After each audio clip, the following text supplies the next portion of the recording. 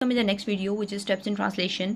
Translation का process जो है वो अब स्टार्ट होने लगा है और ये बहुत इंपॉर्टेंट प्रोसेस है। इसको हम डिटेल से पढ़ेंगे और लास्ट में शॉर्ट फॉर्म में भी दोबारा रिपीट करेंगे, क्योंकि ये बुक के अंदर थोड़ी सी आपको कॉम्प्लिकेटेड दिखेगा, लेकिन जब हम इसको स्टेप वाइज जो मेरे साइड पे लिखे हुए पॉइंट्स बना के इस तरह से पढ़ेंगे तो यू कैन बेटर ग्रैस्प, आपको अच्छे से समझ आ जाएगी। तो steps in translation, protein synthesis कर रहे हैं, ठीक है। हमने ट्रांसक्रिप्शन पढ़ ली, हमने पोस्ट ट्रांसक्रिप्शन मॉडिफिकेशन पढ़ ली, हमने जेनेटिक कोड के बारे में आइडिया ले लिया, कैरेक्टरिस्टिक्स पढ़ ली जेनेटिक कोड की। देन हमने पढ़ लिया कि ट्रांसलेशन के लिए कौन कौन से टूल्स चाहिए होते हैं, कौन कौन से इंग्रेडिएंट चाहिए होते हैं। अब हमने प्रोसेस भी तो पढ़ना है, प्रोसीजर भी तो पढ़ना है। तो प्रोटीन सिंथेसिस के प्रोसेस होता है 3 letter alphabet of the nucleotide sequence को हम ट्रांसलेट कर देते हैं 20 letter alphabet of the amino acids के अंदर। इसका मतलब क्या है कि AUG 3 लेटर अल्फ़ाबेट है न्यूक्लियोटाइड बेसिस का, इसको हमने 20 अमाइनो एसिड्स हैं उनकी मदद से एक प्रोटीन बना देना। आपको पता है प्रोटीन जो है वो 20 अमाइनो एसिड्स से मिलकर बनती है। तो मैसेंजर आरएनए को हम ट्रांसलेशन होती है, मैसेंजर आरएनए की ट्रांसलेशन होती है 5th से 3rd एंड में। आपको पता है ट्रांसक्रिप्शन भी 5th से 3rd एंड में होती है, ट्रांसलेशन भी 5th से 3rd एंड में होती है, और एक प्रोटीन बनती है और उसको हम रीड करते हैं प्रोटीन के सीक्वेंस को अमाइनो टर्मिनल से कार्बोक्सी टर्मिनल एंड की तरफ। जिस तरह से 5th से 3rd एंड में ट्रांसलेशन होती है तो प्रोटीन भी एन अमाइनो टर्मिनल से कार्बोक्सी टर्मिनल की तरफ बन रही होती है। ये इस ट्रांसलेशन के प्रोसेस को हम प्रोकैरियोट्स और यूकैरियोट्स के बाद इकट्ठे करेंगे, ठीक है ना। प्रोकैरियोट्स के साथ क्या मामला चल रहा है कि उनमें कैसे ट्रांसलेशन हो रही है और यूकैरियोट्स में कैसे ट्रांसलेशन हो रही है, तो साथ साथ ही इनको डिस्कस करेंगे। लेकिन पॉइंट्स बनाना बहुत इंपॉर्टेंट है, क्योंकि पेपर में आपसे ऐसे पूछा जाएगा कि translation in prokaryotes and eukaryotes में डिफरेंस लिखें, तो आपने इन्हीं में से, ये जो मैं थ्योरी बता रही हूँ, तो आपने इन्हीं में से पॉइंट्स को जो है वो अलग करके लिखना होता है पेपर में, ठीक है। अब हम सबसे पहले बात करते हैं प्रोकैरियोटिक मैसेंजर आरएनए की। प्रोकैरियोटिक मैसेंजर आरएनए जो ट्रांसक्रिप्शन के रीजन में बना है उसकी ट्रांसलेशन होनी है, लेकिन उसके पास बहुत से कोडिंग रीजन्स होते हैं।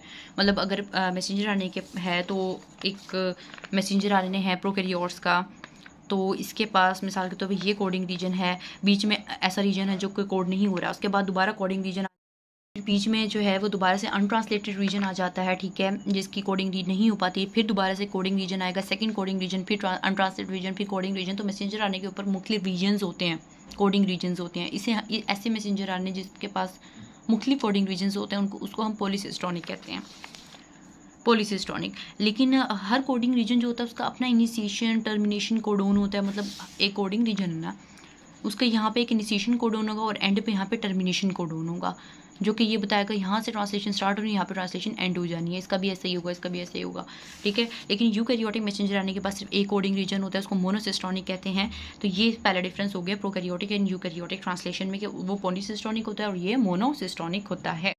इस इनिशिएशन ऑफ प्रोटीन सिंथेसिस के लिए सबसे पहले हमें ट्रांसलेशन सिस्टम के जितने भी कंपोनेंट्स होते हैं ना उनकी असेंबली करनी पड़ती है। ऐसा नहीं होता कि डायरेक्टली अमाइनो एसिड्स आए हैं उनके दरमियान पेप्टाइड बॉन्ड फॉर्मेशन होना स्टार्ट हो गई है।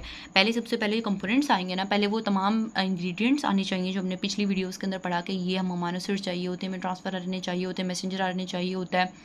वो तमाम आएंगे, वो एक तरतीब से अरेंज होंगे, उसके बाद अमाइनो एसिड्स आएंगे और फिर पेप्टाइड बॉन्ड फॉर्मेशन होगी। अमाइनो एसिड्स कौन लेकर आएंगे? ट्रांसफर आरएनए लेकर आएंगे, ये भी अभी पढ़ा था हमने। अब कंपोनेंट्स में कौन कौन सी चीज़ें शामिल होती हैं? 2 राइबोसोमल सबयूनिट शामिल हैं, 2 राइबोसोमल सबयूनिट शामिल होते हैं, ठीक है। और मैसेंजर आरएनए पर शामिल होता है जिसकी ट्रांसलेशन होनी होती है, इसके ऊपर कोडोन प्रेजेंट होता है, ट्रांसफर आरएनए रिकग्नाइज करता है। अमाइनो एसिड ट्रांसफर आरएनए आएगा, ट्रांसफर आरएनए अमाइनो एसिड को लेकर आ रहा है तो उसे हम अमाइनो एसिड ट्रांसफर आरएनए कहेंगे।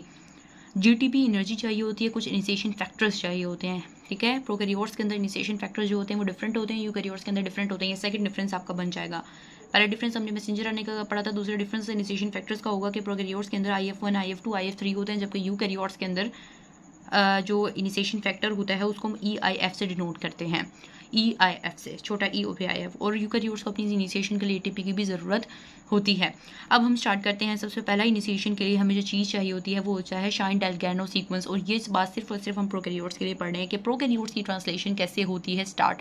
तो प्रोकैरियोट्स की ट्रांसलेशन स्टार्ट होने के लिए एक सीक्वेंस बहुत ज़रूरी होता है और उसको आपने याद करना है, शाइन डेल्गैनो सीक्वेंस।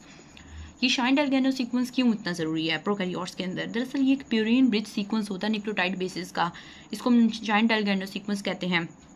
और ये मैसेंजर आरएनए मॉलिक्यूल का जो इनिशिएटिंग कोडोन होता है, मैंने बताया था कि मैसेंजर आरएनए पे प्रेजेंट जो AUG कोडोन, ये इनिशिएशन कोडोन होता है, ये हमेशा से इनिशिएशन कोडोन होता है।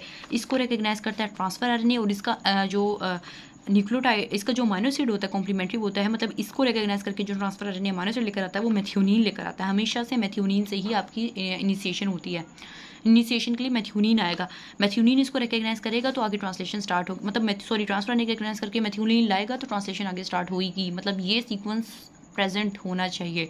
लेकिन होता क्या है कि मैसेंजर आरएनए अभी ट्रांसफ़र आरएनए वो सारा प्रोसेस बाद में है। पहले हमने क्या करना है कि मैसेंजर आरएनए को ना राइबोसोम के ऊपर लैंड करवाना है। दोबारा से बताती हूँ क्या करना है। मैसेंजर आरएनए सबसे पहले क्या करेगा, अपनी रिक्वायर्ड प्लेस पे जाके बैठेगा। उसकी रिक्वायर्ड प्लेस क्या है, राइबोसोम। राइबोसोम के अंदर क्या प्रेजेंट होते हैं, 2 राइबोसोमल सब यूनिट्स प्रेजेंट होते हैं। आपको पता है, मैंने पिछली वीडियो के अंदर ही बताया कि राइबोसोमल आरएनए से मिलकर बनता है और प्रोटीन से मिलके बनता है। और अगर हम कहें कि राइबोसोम के अंदर कितने सब यूनिट्स होते हैं तो 2 सब यूनिट्स होते हैं। एक लार्जर सब यूनिट होता है, एक स्मॉलर सब यूनिट होता है। तो हम दोनों सब यूनिट्स की अलग अलग बात करेंगे, ठीक है। होता क्या है कि राइबोसोम के स्मॉलर सब यूनिट पे जाके मैसेंजर आरएनए ने बैठना होता है। उसने अपनी जो है ना वो प्लेस संभालनी होती है, जगह संभालनी होती है। उसके बाद जब वो बैठ जाता है तो फिर ट्रांसफर आरएनए उसके ऊपर प्रेजेंट कोडोन को रिकग्नाइज करता है। तो राइबोसोम के ऊपर प्रॉपर पोजीशन लेने के लिए उसको एक सीक्वेंस को रिकग्नाइज करना पड़ता है, वो होता है shine dalgarno sequence. Shine dalgarno sequence messenger RNA recognise नहीं करता, बल्कि चाइल्ड-लाइन सीक्वेंस तो प्रेजेंट ही मैसेंजर आरएनए मॉलिक्यूल के ऊपर होता है, इसको रिकग्नाइज करता है राइबोसोमल सब यूनिट। मतलब मैंने अभी बताया, दोबारा सुन लें इस बात को, कि मैसेंजर आरएनए ने राइबोसोम के ऊपर जाके लैंड करना है। तो होता क्या है कि इन दोनों के मैसेंजर आरएनए के ऊपर प्रेजेंट होता है चाइल्ड-डेल्गैनो सीक्वेंस, और राइबोसोम जो है वो इस सीक्वेंस को रिकग्नाइज करता है, और फिर जाके इन दोनों की फिर मैसेंजर आरएनए की प्लेसमेंट हो जाती है राइबोसोम के ऊपर। यानी चाइल्ड-लाइन सीक्वेंस प्रेजेंट होगा मैसेंजर आरएनए मॉलिक्यूल के 5th एंड के करीब, यानी और दूसरा एक तो 5th एंड के करीब होगा, दूसरा उस कोडोन के करीब होगा, इनिशिएटिंग कोडोन के करीब, जिसको रिकग्नाइज करेगा ट्रांसफर आरएनए। बात थोड़ी सी डिफिकल्ट है, थोड़ी सी आपने इसको समझ लेना है। दोबारा से समझा रही हूँ, या फिर वीडियो को रिवाइंड करके समझ लीजिएगा कि मैसेंजर आरएनए के ऊपर प्रेजेंट होता है चाइल्ड-डेल्गैनो सीक्वेंस, जो कि 5th एंड के करीब प्रेजेंट होता है, जो उसके इनिशिएटिंग कोडोन AUG के करीब प्रेजेंट होता है। मिसाल के तौर पर यहाँ प्रेजेंट है, कहाँ कितना दूर प्रेजेंट होता है, 6 to 10 बेसिस अपस्ट्रीम का मतलब होता है 5th एंड के करीब। तो अपस्ट्रीम यानी 5th एंड के करीब, जो चीज़ 5th एंड के करीब होती है उसे हम अपस्ट्रीम कहते हैं। तो अपस्ट्रीम प्रेजेंट है इस सीक्वेंस के, थोड़ा सा यहाँ पर प्रेजेंट होगा चाइल्ड-डेल्गैनो सीक्वेंस, और इसके अंदर प्यूरीन रिच सीक्वेंस है ये। मतलब इसके अंदर कौन सी बेसिस ज़्यादा प्रेजेंट होंगी, प्यूरीन बेसिस, ठीक है, वो ज़्यादा प्रेजेंट होंगी इस सीक्वेंस के अंदर। और ये सीक्वेंस प्रेजेंट है मैसेंजर आरएनए के 5th एंड के करीब। तो राइबोसोम की सब यूनिट के 3rd एंड के करीब इसके कॉम्प्लीमेंट्री सीक्वेंस प्रेजेंट होगा, बिल्कुल ऐसा सीक्वेंस जो कि इससे आके पेयर अप हो सकता है। राइबोसोमल सब यूनिट के 3rd एंड के करीब प्रेजेंट होगा। तो इन दोनों की आपस में क्या हो जाएगी, कॉम्प्लीमेंट्री बेस पेयरिंग हो जाएगी, और मैसेंजर आरएनए राइबोसोम के पास आके लैंड कर जाएगा, और ये इस तरह से इनकी बॉन्डिंग हो जाएगी। तो यहाँ पे ये लिखा हुआ है कि 5th end of the messenger RNA जो है और 3rd end of the ribosomal RNA है वो कॉम्प्लीमेंट्री बेस पेयर्स जो है वो बना सकते हैं, और पोजीशन मैसेंजर आरएनए जो है वो 30s, और राइबोसोमल सब यूनिट का स्मॉलर यूनिट की बात किया तो 30s वाला होता है। और प्रोकैरियोट्स की बात कर रहे हैं, प्रोकैरियोट्स के अंदर 50s और 30s सब यूनिट्स होते हैं, तो 30s स्मॉलर सब यूनिट की बात हो रही है यहाँ पे। अब आगे चलते हैं यूकैरियोट्स के लिए क्या मामला है। यूकैरियोट्स के लिए मामला थोड़ा डिफरेंट है। उसमें क्या होता है कि उसमें चाइल्ड-डेल्गैनो सीक्वेंस नहीं होता। तो यूकैरियोटिक मैसेंजर आरएनए क्या करता है, उसमें राइबोसोमल सब यूनिट ने रिकग्नाइज किया था, इसमें मैसेंजर आरएनए ही इसमें भी राइबोसोमल सब यूनिट ही रिकग्नाइज करेगा। इसमें राइबोसोमल सब यूनिट रिकग्नाइज करेगा, और मैसेंजर आरएनए के 5th एंड के करीब एक कैप स्ट्रक्चर प्रेजेंट होगा, उसके साथ जाके बाइंड कर जाएगा, कैप स्ट्रक्चर को रिकग्नाइज करेगा। मैंने आपको डिफरेंस बताया था कि प्रोकैरियोट जो होते हैं ना, उनका मैसेंजर आरएनए पॉलीसिस्टोनिक होता है, यूकैरियोट्स का मोनोसिस्टोनिक होता है। दूसरा मैंने बताया कि प्रोकैरियोट्स का जो इनिशिएशन फैक्टर्स होते हैं वो 3 तरह के होते हैं, यूकैरियोट्स का 1 तरह का होता है EIF, ठीक है। तीसरा डिफरेंस जो है वो ये है कि जो प्रोकैरियोट्स के अंदर है वो चाइल्ड-डेल्गैनो सीक्वेंस प्रेजेंट होता है मैसेंजर आरएनए के ऊपर प्रेजेंट, जबकि यूकैरियोट्स के ऊपर चाइल्ड-डेल्गैनो सीक्वेंस नहीं प्रेजेंट होता। राइबोसोमल सब यूनिट्स उसके कैप स्ट्रक्चर को रिकग्नाइज करते हैं, चाइल्ड-डेल्गैनो सीक्वेंस को रिकग्नाइज नहीं करते क्योंकि वो प्रेजेंट ही नहीं होता। तो कैप स्ट्रक्चर को रिकग्नाइज करेंगे, 5th एंड के करीब प्रेजेंट होगा कैप स्ट्रक्चर, और फिर जब रिकग्निशन हो जाएगी तो राइबोसोम 5th से 3rd एंड की तरफ मूव करेगा, जब तक वो इनिशिएटर AUG कोडोन नहीं आ जाता। AUG कोडोन तो दोनों में कॉमन है ना, AUG कोडोन तो दोनों मैसेंजर आरएनए के प्रेजेंट होना ही चाहिए जब हम प्रोटीन बनाना चाहते हैं, ट्रांसलेशन करना चाहते हैं। तो ट्रांसलेशन के लिए AUG कोडोन की रिकग्निशन बहुत ज़रूरी होती है। इनिशिएशन AUG कोडोन से ही होती है, मेथियोनिन अमीनो एसिड ही आता है फर्स्टली, तो उस तक पहुँचना ज़रूरी है। तो उस तक पहुँचने के लिए 5th से 3rd एंड की तरफ मूव करेगा राइबोसोमल सब यूनिट। ठीक है। राइबोसोमल सब यूनिट मूव कर रहा है तो उसको एनर्जी भी चाहिए होगी, तो यहाँ पे एनर्जी कंज्यूम होगी। मैंने अभी बताया था कि यूकैरियोट्स को इनिशिएशन के लिए एनर्जी चाहिए होती है। ठीक है, आगे चलते हैं इनिशिएशन कोडोन की तरफ। अब जो AUG इनिशिएशन कोडोन होता है उसको रिकॉग्नाइज करना ज़ाहिर सी बात है इनिशिएटर ट्रांसफर आरएनए। वैसे तो ट्रांसफर आरएनए होता है लेकिन हमने कॉमन नाम यहाँ पे नहीं लिया, हमने एक स्पेसिफिक नाम ले लिया इनिशिएटर ट्रांसफर आरएनए, यानी वो ट्रांसफर आरएनए जिसने ट्रांसलेशन को शुरू करना है। अच्छा, प्रोकैरियोट्स के अंदर रिकग्निशन जो है ना, मतलब अभी ट्रांसफर आरएनए रिकग्नाइज करना है इनिशिएशन कोडोन को, तो प्रोकैरियोट्स के अंदर मदद करने के लिए आते हैं कुछ फैक्टर्स। एक यहाँ पे है इनिशिएशन फैक्टर 2 GTP, जबकि यूकैरियोट्स के अंदर आएगा ई जो है ना वो यूकैरियोट्स को डिनोट कर रहा होता है। इनिशिएशन फैक्टर्स 2 GTP प्लस एक एडिशनल EIF फैक्टर आएगा। ठीक है, ये दो फैक्टर्स इसके अंदर यूकैरियोट्स के अंदर आ रहे हैं, प्रोकैरियोट्स के अंदर ये वाला फैक्टर आ रहा है, तो यह भी आप डिफरेंस में लिख सकते हैं। ठीक है, चार्ज्ड इनिशिएशन ट्रांसफर आने का मुराद ये है कि वो ट्रांसफर आने जिसके पास मेथियोनिन है, जिसके पास अमीनो एसिड है, ठीक है, और वो डायरेक्टली स्मॉलर सब यूनिट की पी साइड के पास जाएगा। आपने पहली बात याद रखनी है कि वाहिद ट्रांसफर आरएनए जो कि स्मॉलर सब यूनिट यानी राइबोसोम की जो स्मॉलर सब यूनिट की पी साइड पे जाके जाएगा हमेशा, बाकी जितने भी बाकी आएंगे वो ए साइड पे जाएंगे। इस बात को दोबारा बताती हूँ, ये नेक्स्ट पेज पे ये बात अच्छे से लिखी हुई है कि ये राइबोसोम है, ये मैसेंजर आरएनए है इसके ऊपर प्रेजेंट। ठीक है, राइबोसोम का स्मॉलर सब यूनिट है और ये मैसेंजर आरएनए है जिसके ऊपर कोडोन्स प्रेजेंट है। ट्रांसफर आरएनए अपना एंटी कोडोन लेकर आया। राइबोसोम की 3 साइड्स होती हैं। मैंने बताया था कि जब मैं ट्रांसलेशन बताऊंगी तो मैं इन साइड्स को अच्छे से एक्सप्लेन करूंगी कि हर साइड का क्या क्या काम है। तो ए साइड है, बीच में पी साइड है, ये एग्जिट साइड है। पी साइड वाहिद ट्रांसफर आरएनए जो कि डायरेक्टली पी साइड पर आ जाएगा राइबोसोमल सब यूनिट की, वो होगा इनिशिएटर ट्रांसफर आरएनए, मतलब वो ट्रांसफर आरएनए जिसके पास मेथियोनिन या N formyl methionine amino acid present होता है, जिसने इनिशिएटर कोडोन AUG को रिकॉग्नाइज करना होता है। वाहिद वो पी साइड पर आएगा, बाकी जितने भी ट्रांसफर आरएनए आएंगे वो ए साइड पर आएंगे। एग्जिट हमेशा ई साइड से होता है। तो ये बात आपकी लिखी हुई है थ्योरी के अंदर, जो कि डायग्रामेटिकली यहाँ पे एक्सप्लेन की गई है।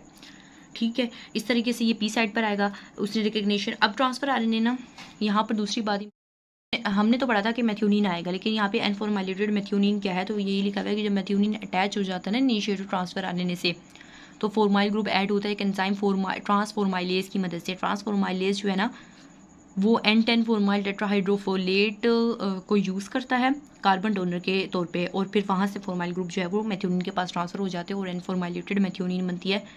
ठीक है, अब ये यूकैरियोट्स के अंदर जो ट्रांसफर आरएनए आता है ना उसके पास मेथियोनिन जो होती है वो फॉर्माइलेटेड नहीं होती, जबकि प्रोकैरियोट्स के पास जो आता है उसके पास जो मेथियोनिन होती है वो फॉर्माइलेटेड होती है। तो ये भी डिफरेंस हो गया।